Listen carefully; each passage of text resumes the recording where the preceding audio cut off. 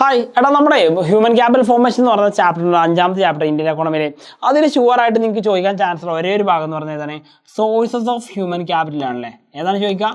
Sources of human capital. Okay, അപ്പോൾ human ക്യാപിറ്റലിൻ്റെ സോഴ്സുകൾ ഏതൊക്കെയാണെന്ന് പറഞ്ഞിട്ട് ചോദ്യം വന്നേക്കാം.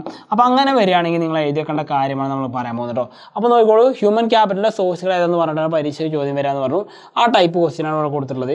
ഇങ്ങനെ ഒരു ക്വസ്റ്റ്യൻ വന്നു കഴിഞ്ഞാൽ മനുഷ്യ മൂലധനത്തിൻ്റെ ഉറവിടങ്ങൾ എഴുതാൻ പറഞ്ഞാൽ നമ്മൾ എന്തൊക്കെ എഴുതണം നോക്കാം നമുക്ക് കേട്ടോ. ഫസ്റ്റ് ഓഫ് ഓൾ ഒന്നാമത്തെ സോഴ്സാണ് ഇൻവെസ്റ്റ്മെൻറ്റ് ഇൻ എഡ്യൂക്കേഷൻ അഥവാ വിദ്യാഭ്യാസത്തിന് നമ്മൾ നിക്ഷേപം നടത്തണം.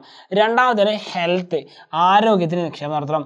മൂന്നാമത്തെയാണ് ജോബ് ട്രെയിനിങ് നടത്തണം. നാലാമത്തെയാണ് പറഞ്ഞത് ഇൻവെസ്റ്റ്മെൻറ്റ് ഓൺ മൈഗ്രേഷൻ, ഓക്കെ, കുടിയേറ്റത്തിന് നടത്തണം. അഞ്ചാമതായിട്ട് പറഞ്ഞാൽ ഇൻഫർമേഷൻ എന്ന് പറഞ്ഞാൽ നമ്മൾ പറഞ്ഞ വിവരങ്ങൾ. ഇപ്പോൾ ഈ 5 കാര്യങ്ങൾ നമ്മൾ നടത്തേണ്ടത് നോക്കിയാൽ നമുക്ക് മനസ്സിലാക്കാൻ പറ്റുന്ന ഒരു കാര്യമുണ്ട്. എന്തൊക്കെയാണ്? എഡ്യൂക്കേഷൻ പറഞ്ഞു, ഹെൽത്ത് പറഞ്ഞു, ജോബ് ട്രെയിനിങ് പറഞ്ഞു, മൈഗ്രേഷൻ പറഞ്ഞു, പിന്നെ എന്താ പറഞ്ഞത്? ഈ പറഞ്ഞ ഇൻഫർമേഷനാണ് പറഞ്ഞത് അല്ലേ. അപ്പോൾ നിങ്ങൾ ഇതിന്നൊരു കാര്യം മനസ്സിലാക്കുക. ഓക്കെ, നമ്മളിത് പഠിക്കാൻ വേണ്ടി ഉപയോഗിക്കുന്ന ഒരു കോഡ് എങ്ങനെയാണോ? ഹി ജിം എന്താണ് ഉപയോഗിക്കുക? ഹി ജിം എന്നാണ് ഉപയോഗിക്കുക. ഓക്കെ, ഹി ജിം എന്ന് ഉപയോഗിക്കും. ഹി ജിം എന്ന് പറയുമ്പോൾ ഹെൽത്ത്, എഡ്യൂക്കേഷൻ, അതേപോലെ job training, information and migration എന്ന് പറഞ്ഞാൽ ഓരോ നമുക്ക് നോക്കാം. ഒന്നാമത്തെ കാര്യം, എന്തിനാണ് എഡ്യൂക്കേഷനിൽ ഇൻവെസ്റ്റ്മെൻറ്റ് നടത്തുന്നത് വെച്ച് കഴിഞ്ഞാൽ പറഞ്ഞുതരാം. നമ്മൾ ഫ്യൂച്ചറിൽ ഇൻകം നമുക്ക് വർദ്ധിപ്പിക്കുക എന്ന് പറഞ്ഞിട്ടല്ലേ. അതായത് നല്ല എഡ്യൂക്കേഷൻ കിട്ടുന്ന ഒരാൾക്ക്, നല്ലൊരു എഡ്യൂക്കേഷൻ ക്വാളിഫിക്കേഷൻ ഉള്ള ഒരാൾക്ക്, നല്ല എഡ്യൂക്കേഷൻ കിട്ടിയ ഒരാൾക്ക് നല്ലൊരു എഡ്യൂക്കേഷൻ ക്വാളിഫിക്കേഷൻ ഉണ്ടാവും. എഡ്യൂക്കേഷൻ ക്വാളിഫിക്കേഷൻ ഉണ്ടായി കഴിഞ്ഞാൽ അയാൾക്ക് എന്ത് ചെയ്യും? നല്ല ജോബ് ഓപ്പർച്യൂണിറ്റീസ് കിട്ടും അല്ലെ, ബെറ്റർ ജോബ് ഓപ്പർച്യൂണിറ്റീസ് കിട്ടും. അപ്പോൾ ബെറ്റർ എന്താണ് ഈ നല്ല ജോലി മോശം ജോലി എന്നുണ്ടോ? അങ്ങനെയല്ല ഉദ്ദേശിച്ചത്. നല്ല ജോബ് ഓപ്പർച്യൂണിറ്റീസ് പറഞ്ഞാൽ എന്താണ്? സമൂഹത്തിൽ നല്ല സ്റ്റാൻഡേർഡുള്ള ജോലികൾ കിട്ടും.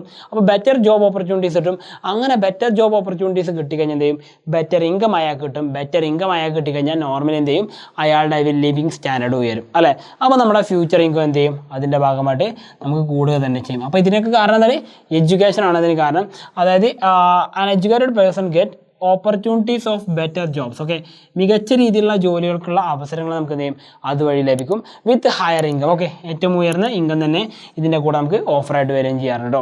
അപ്പോൾ ആ ഒരു കാര്യം ഓർത്ത് വെക്കാം. അപ്പോൾ അതിന് വേണ്ടിയിട്ട് നമ്മൾ എന്ത് ചെയ്യുന്നത്? ഈ പറഞ്ഞിരിക്കുന്ന ഒരാളുടെ മാൻ പവറും അതേപോലെ enhance their technical skill. Okay, നമ്മുടെ ടെക്നിക്കൽ സ്കില്ലൊക്കെ ഡെവലപ്പ് ചെയ്യാൻ എന്ത് ചെയ്യാൻ പറ്റും? എഡ്യൂക്കേഷൻ യൂസ് ചെയ്യാൻ പറ്റും എന്നാണ് പറഞ്ഞിരിക്കുന്നത്. അപ്പോൾ അതിൻ്റെ മലയാളം ഞാനിവിടെ കൊടുത്തത് നിങ്ങൾക്ക് അതിന് സ്ക്രീൻഷോട്ട് എടുത്ത് വെച്ച് പഠിക്കാം. ഓക്കെ, ദെൻ ഹെൽത്ത് ആണ് പറഞ്ഞിരിക്കുന്നത്, ആരോഗ്യമാണ് പറഞ്ഞിരിക്കുന്നത്. ആരോഗ്യം എങ്ങനെ ബന്ധപ്പെട്ടിരിക്കുന്നത് പറഞ്ഞാൽ, അതായത് നമ്മൾ പഠിച്ചിട്ടുണ്ട് ആരോഗ്യമുള്ള ഒരു ശരീരത്തിന് ആരോഗ്യമുള്ള മനസ്സുണ്ടാവുമെന്ന് പറഞ്ഞിട്ടുണ്ട് അല്ലേ. അതേപോലെ നമ്മൾ എത്ര എഡ്യൂക്കേഷൻ നേടിയിട്ട് കാര്യമില്ല, ഒരു ഹെൽത്തി ആയിട്ടുള്ള ഒരാൾക്ക് മാത്രമേ പ്രൊഡക്ഷൻ പ്രോസസ്സിൽ പങ്കെടുക്കാൻ പറ്റുള്ളൂ. അപ്പോൾ നമുക്ക് എന്ത് പറയുന്നു? Increases one's productivity. എന്താ പ്രൊഡക്ടിവിറ്റി എന്ന് പറഞ്ഞു കഴിഞ്ഞാൽ പ്രൊഡക്ഷൻ കപ്പാസിറ്റിയാണ് നമ്മൾ എന്ത് വിളിക്കുന്നത്? പ്രൊഡക്ടിവിറ്റി എന്ന് വിളിക്കുന്നത്. എന്താണ്? പ്രൊഡക്ഷൻ കപ്പാസിറ്റിയാണ് നമ്മൾ എന്ത് വിളിക്കുന്നത്? പ്രൊഡക്ടിവിറ്റി എന്ന് വിളിക്കുന്നത്. അപ്പോൾ ആ ഒരു കാര്യം ഓർമ്മിച്ച് വെക്കുക. പ്രൊഡക്ഷൻ കപ്പാസിറ്റി അഥവാ പ്രൊഡക്ടിവിറ്റി കൂട്ടാൻ എന്ത് സഹായിക്കുന്നു? ഹെൽത്ത് സഹായിക്കുന്നു. അതിന് 3 രീതിയിലാണ് നടപ്പിലാക്കുന്നത്. ഒന്ന് പ്രിവെൻറ്റീവ് മെഡിസിൻ അഥവാ നമ്മൾ പറഞ്ഞ പ്രതിരോധ കുത്തിവയ്പ്പുകൾ. 2 ക്യൂറേറ്റീവ് മെഡിസിൻ അഥവാ മുൻപെടുത്ത പ്രതിരോധ കുത്തിവയ്പ്പുകൾ ഫലിക്കാതെ വന്ന് നമുക്ക് എന്തെങ്കിലും അസുഖം വരുമ്പോൾ ആ അസുഖത്തിന് ചികിത്സ എന്ന രീതിയിൽ ക്യൂറേറ്റീവ് മെഡിസിൻ. ലാസ്റ്റ് ഉണ്ട് എന്താണ്? ഇതൊക്കെ മാറിക്കഴിഞ്ഞതിന് ശേഷം നമുക്ക് മറ്റുള്ളവരെ ബോധവൽക്കരിക്കുന്നതിന് ഭാഗമായിട്ട് സോഷ്യൽ മെഡിസിൻ. ഈ 3 മെഡിസിനാണ് നമുക്ക് എന്ത് വേണ്ടത്? ഈ പറഞ്ഞിരിക്കുന്നത് ഹെൽത്ത് സെക്ടറിൽ പ്രൊവൈഡ് ചെയ്യേണ്ടതെന്നാണ് പറഞ്ഞിരിക്കുന്നത്. അതിൻ്റെ കൂടെ എന്ത് വേണം? ക്ലീൻ ഡ്രിങ്കിങ് വാട്ടർ കൂടി നമ്മൾ പ്രൊവൈഡ് ചെയ്യണം with good sanitation facilities. Okay, മികച്ച ടോയ്ലറ്റ് സംവിധാനങ്ങളും ആരോഗ്യ സംവിധാനങ്ങളുടെ കൂടെ എന്ത് ചെയ്യണം? ഡ്രിങ്കിങ് ഫെസിലിറ്റീസുകൾ കൂടി എന്ത് ചെയ്യണം? പ്രൊവൈഡ് ചെയ്യണം എന്നാണ് പറഞ്ഞിട്ടുള്ളത്. ഓക്കെ, അപ്പോൾ ഇത്രയും കാര്യങ്ങളാണ് മെയിനായിട്ട് നോക്കേണ്ടത്. മലയാളത്തിൽ നിങ്ങൾക്ക് എന്ത് ചെയ്യാം? സ്ക്രീൻഷോട്ട് എടുത്ത് വെക്കാം. ഓക്കെ, ഇനി നമുക്ക് അടുത്ത് നോക്കാനുള്ളതാണ് ജോബ് ട്രെയിനിങ്. മികച്ച രീതിയിലുള്ള ജോബ് ട്രെയിനിങ്. ഈ ജോബ് ട്രെയിനിങ് എന്തിനാണ് കൊടുക്കുന്നത്? ജോബ് ട്രെയിനിങ് ഉണ്ടായി കഴിഞ്ഞാൽ എന്ത് ചെയ്യും? നമ്മുടെ പ്രൊഡക്ടിവിറ്റി അഥവാ കപ്പാസിറ്റി കൂടും. അപ്പോൾ പ്രൊഡക്ടിവിറ്റി കൂട്ടാൻ വേണ്ടിയിട്ടാണ് എന്ത് ചെയ്യുന്നത്? നമ്മുടെ പ്രൊഡക്ഷൻ കപ്പാസിറ്റി അത് കൂട്ടുന്നതിന് വേണ്ടിയിട്ടാണ് നമ്മൾ എന്ത് ചെയ്യുന്നത്? ഈ പറഞ്ഞിരിക്കുന്ന ജോബ് ട്രെയിനിങ് കൊടുക്കുന്നത്. അപ്പോൾ പ്രൊഡക്ടിവിറ്റി കൂട്ടുന്നതിന് 2 രീതിയിൽ ചെയ്യാൻ പറ്റും. 2 രീതിയിലാണ് ജോബ് ട്രെയിനിങ് കൊടുക്കുക. ഒന്ന് under the supervision of skilled labour. ഒരു കമ്പനി തന്നെയുള്ള സ്കിൽഡ് ആയിട്ടുള്ള ഒരാളുടെ കീഴിൽ എന്ത് ചെയ്യാം? ജോലിക്ക് ട്രെയിനിങ് കൊടുക്കാം. അല്ലെങ്കിൽ എന്ത് ചെയ്യാം? Off campus training. ഓക്കെ, നമ്മുടെ ഈ പറഞ്ഞ ക്യാമ്പസിന് പുറത്ത് വിട്ടിട്ട് മറ്റെവിടെയെങ്കിലും പ്ലേസിൽ വിട്ടിട്ടുകൊണ്ട് എന്ത് ചെയ്യാം? നമുക്ക് ഈ പറഞ്ഞ ജോബ് ട്രെയിനിങ് കംപ്ലീറ്റ് ആക്കാം.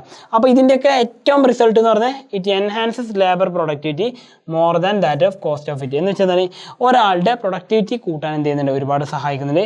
ആൻഡ് ഫൈനലി ഇതിൻ്റെയൊക്കെ എല്ലാ ട്രെയിനിങ് പ്രൊവൈഡ് ചെയ്യുന്നതിനും ചിലവ് കംപ്ലീറ്റ് ആരാണ് വഹിക്കേണ്ടി വരിക, ഈ പറഞ്ഞിരിക്കുന്ന എക്സ്പെൻസ് ഒക്കെ വഹിക്കേണ്ടി വരിക കമ്പനി തന്നെയാണ്.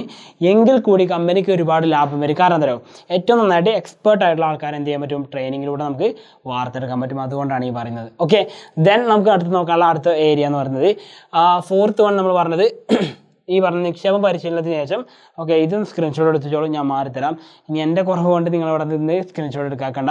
നെക്സ്റ്റ് എന്ന് പറയുന്നത് മൈഗ്രേഷൻ ആണ്. ഫോർത്ത് വൺ ആണ് പറഞ്ഞ മൈഗ്രേഷൻ അഥവാ കുടിയേറ്റം നമ്മൾ പറയാറുണ്ടല്ലേ. കുടിയേറ്റം എന്ന് പറഞ്ഞാൽ എന്താണ്, കുടിയേറ്റം എന്ന് പറയുമ്പോൾ നമുക്കറിയാം ബെറ്റർ ലിവിങ് സ്റ്റാൻഡേർഡ്, മികച്ച ജീവിത രീതിയും അതേപോലെ അൺഎംപ്ലോയ്മെൻറ്റും അഥവാ തൊഴിലില്ലായ്മയുമാണ് ഇതിന് കാരണമായി മാറുന്നത്.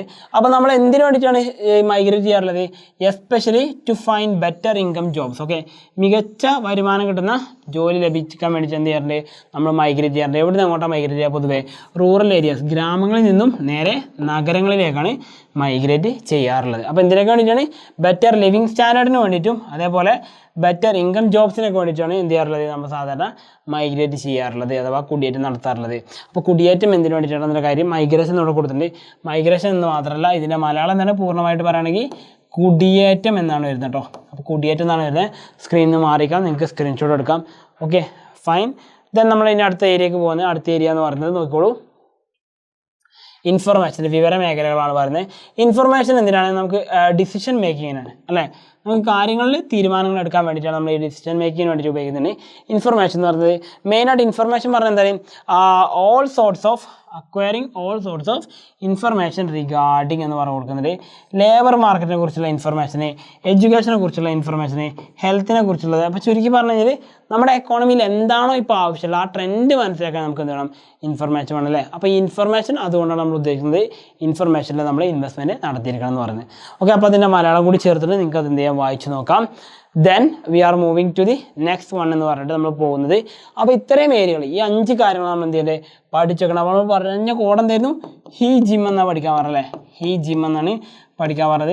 അല്ലെങ്കിൽ നിങ്ങൾക്ക് ഇനി ഈസി ആയിട്ട് കംഫർട്ട് എടുത്ത് വേറെ ഏതെങ്കിലും കോഡിനെ നിങ്ങൾക്ക് എന്ത് ചെയ്യാം, അത് വെച്ച് പഠിക്കാം. ഞങ്ങൾ പഠിച്ചത് ഹീ ജിം എന്നായിരുന്നു. അപ്പോൾ ഹീ ജിം എന്ന് പഠിച്ചാൽ മതി. എന്താണ് സോഴ്സ് ഓഫ് ഹ്യൂമൻ ക്യാപിറ്റൽ എന്ന് അറിയപ്പെടുന്നത് ഹീ ജിം, അവൻ ജിമ്മനാണെന്നുള്ള കാര്യം പറയല്ലോ, അത്ര ഉള്ള കാര്യം പറയുന്നത് കേട്ടോ. അപ്പോൾ ഇത് കൃത്യമായിട്ട് പഠിക്കുക, പരീക്ഷ ഷുവറായിട്ട് ചോദിക്കുന്ന ചോദ്യം. അപ്പോൾ നല്ലൊരു മാർക്ക് നിങ്ങൾക്ക് സ്കോർ ചെയ്യാൻ പറ്റട്ടെ. All the best. It's me Salsabeen signing out from Eduboard. Okay by.